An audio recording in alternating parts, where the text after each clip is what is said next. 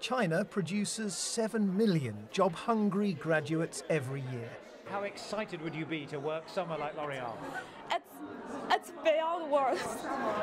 There's no shortage of enthusiasm, of course, but with such large numbers, how does a company go about choosing the best?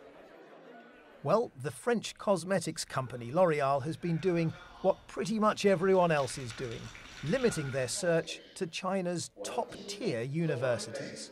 We want to assess you for the culture, for the style, for the fit of L'Oreal. It's a problem that recruiters everywhere will be familiar with. There's simply no time to read every CV. And so, despite knowing they could be excluding a lot of potential talent, if the candidate didn't go to a top school, their CV is automatically rejected. At least until now, that is, because this year L'Oreal in China has decided to do away with this mountain of paperwork and replace it with something that every student has, regardless of educational background: the mobile phone. All they need to do is get online and use their mobile phones to answer 3 simple questions. If you're given an assignment but the instructions are unclear, this one reads, how would you go about completing it to a high standard? Their answers are fed into the computer system of this Shanghai-based startup company by analysing the language used.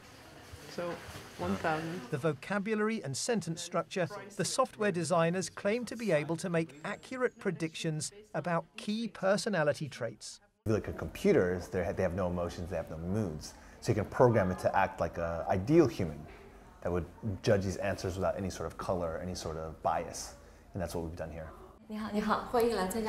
Laurel Sun is one of those who almost certainly wouldn't have made it to the interview stage before, but her high computer score means now she's in with a chance. And so to decision time.